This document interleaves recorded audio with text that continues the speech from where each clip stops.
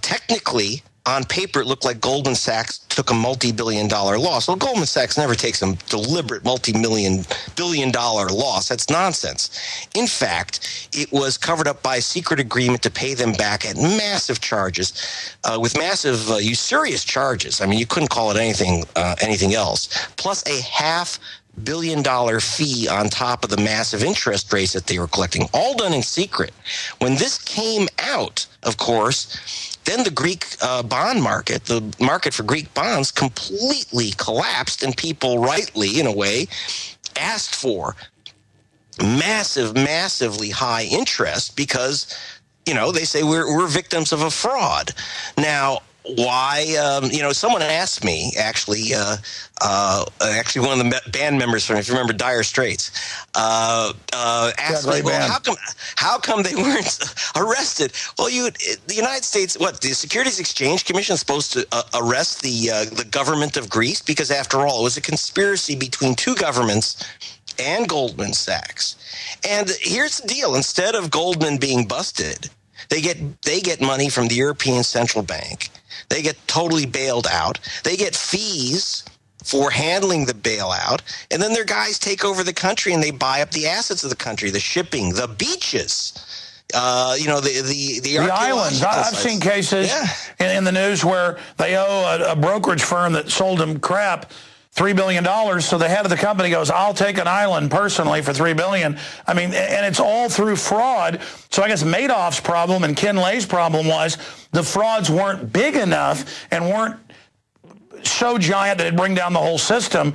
Here's my question for you, and then I want to go back to the News Corp thing because people say, hey, you cut him off when you got to the part about CNN.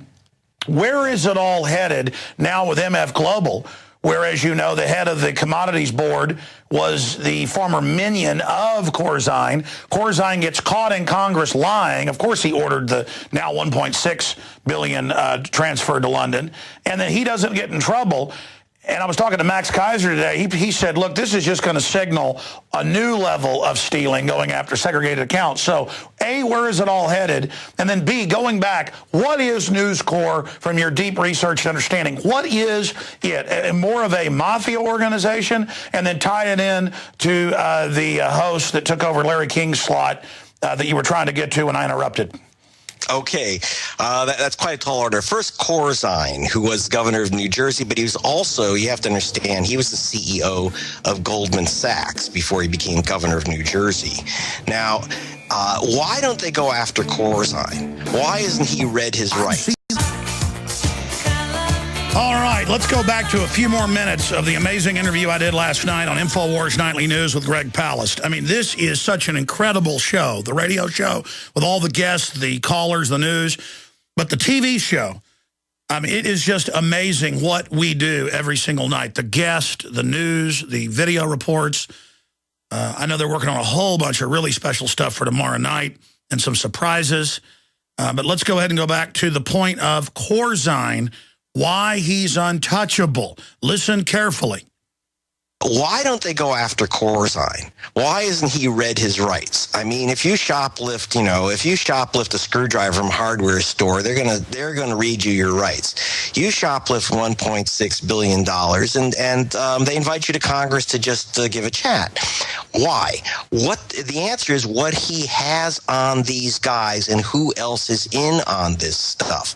Now, I got a glimpse of it. I can't get it all, because I just don't have all of the roots in. But I did have a document, marked confidential, from Tim Geithner, who's our Secretary of Treasury, to Larry Summers. It's in the book Vulture's Picnic. In fact, you can see it at my site, vulturespicnic.org. It was a cable written by Geithner to Summers talking about how they were going to use the World Trade Organization to squeeze any nation that got in the way of our banks and didn't join in the deregulation fest that was going on. So how they're going to punish nations, in particular Brazil. Now, why is that important, this discussion? The answer is that Geithner told Summers, who was at that time Secretary of Treasury, now until recently was Obama's economic czar. Why did Geithner, our now Secretary of Treasury, right to Summers.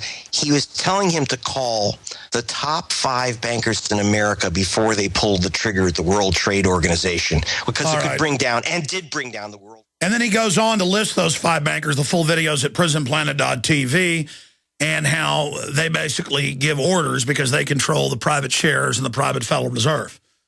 Just like in Europe, they're going under total banker occupation. And you just heard Palast, who actually has the video of the interview on the BBC, it was like 3 years ago, with the head of the World Trade Organization admitting that the euro was meant to take over what was left of sovereignty in Europe and impoverish them economically. And I was on IMDb last night because I was trying to remember the year I put out a film, so I had to go there to remember. They had trivia of Alex Jones, and in the trivia section was quotes, and I did look at the quotes. They are some of my quotes. And one of them is, "It's all out in the open."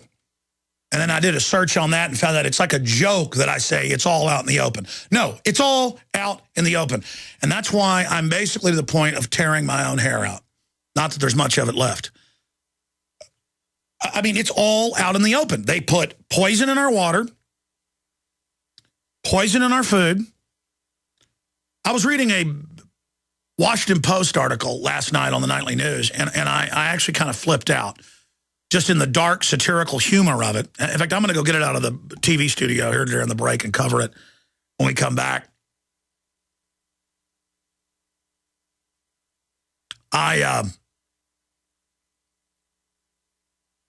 I'm sitting there, and I'm reading this Washington Post article.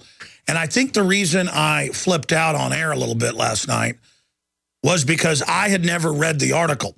Usually I've read everything 2 or 3 times, or at least looked at it a few times, before I get on air with it. But in my stack, I tell the guys some of the news I want to cover. They bring up some news. I had said, yeah, put that in the news, but hadn't really looked at it. So I'm reading the article on air. And hidden in plain view, it says, and of course I already knew about this, but it was just the reading it, the way they dryly reported on it. It was a headline about Monsanto mad at farmers because they're not planting enough non-GMO crops. And it was a factoid I'd known for over a decade, but I'd just kind of forgotten it or hadn't consciously taken the meaning myself. And it hit me like a ton of bricks while I was reading the article, how huge it was. And you're like, okay, well, what is it that's so huge? When we come back from break, I'm going to go get the article, and I'll cover that and then get into the big Iran terror threat we're being told about, a repeat of 2003 with the Iraq invasion, but they could kick off a new 9/11. So I'm going to come back and cover just what hit me like a ton of bricks on air. And see, that's when I tend to have those electric thoughts and understanding and anger, is when I'm reading something for the first time or seeing it for the first time, and then those connections are made. And that happened on air last night. That's why I started just literally going wild on air. We'll cover it when we get back. We're on the march. The Empire's on the run. All right, we are back live. Thank you so much for joining us. I'll get into the Monsanto news here in just a moment. I want to spend a few minutes with some plugs. I'm going to be speaking in Dallas this Sunday at the Lakewood Theater. They've sold about 60% of the tickets. I'm going to have Jim Mars speak for 30 minutes, introduce me. Then I'm going to speak for about an hour and a half and take some questions. So that's about 2.5 hours right there. And then I'm going to premiere about a 35-minute documentary. And I've decided that this evening on the nightly news, I'm going to premiere the first 6 minutes of the documentary. And I haven't even decided the name of this documentary yet. Aaron, as usual, we always end up adding more. And so he's been up here sleepless trying to edit all this together. And I just love surprises. I can never wait till Christmas. You know, I'd always try to sneak and secretly, forensically open the packages to look at them when I was a little kid. So I'm going to premiere tonight on the nightly news the first 6 minutes or so. and I'm just going to say it's comical, and it's the funniest thing we've probably ever done. And I just thought of it the other day because we already pretty much made the film, and the film's about the greatest threats that actually face humanity. not all the fake threats that the social engineers dangle in front of us, all of that. So we're going to be premiering that on the Nightly News, and then it'll be posted for everybody at prisonplanet.tv, and then Infowars.com will have it tomorrow for everybody, even if you're not a subscriber.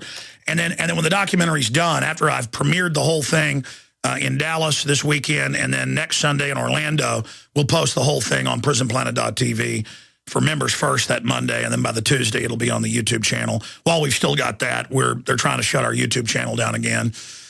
Right now behind the scenes with letters and stuff. I've been hit with 4 letters in the last week with people trying to shut down our operation and all sorts of other chicanery going on behind the scenes. And I take it as a real mark that we are doing really, really good.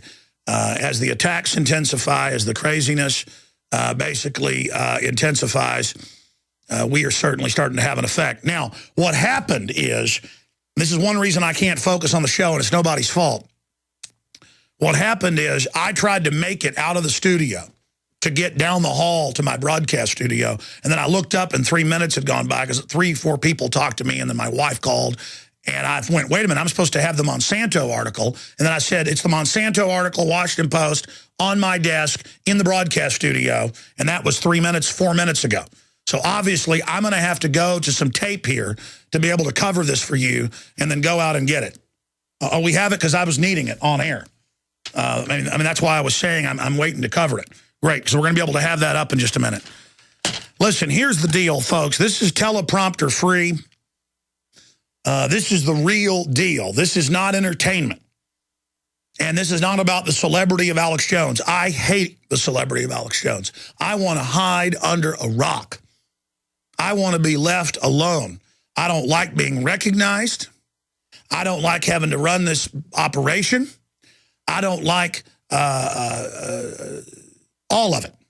But it is something I have to do to defeat the globalist. And I know you don't want to be public. You don't want to have to talk to your neighbors. You don't want to have to go to city council. But you've got to do it.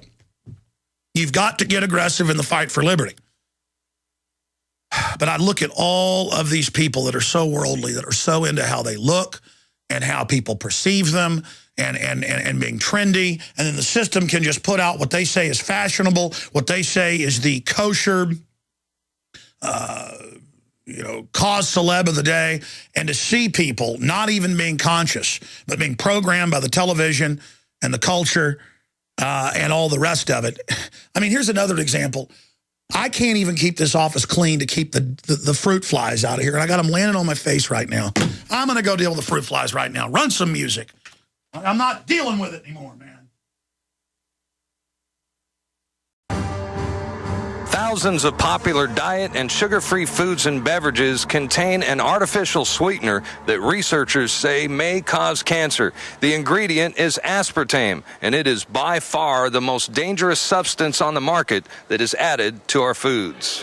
Aspartame is an artificial sweetener found in thousands of products worldwide, and chances are you are consuming it.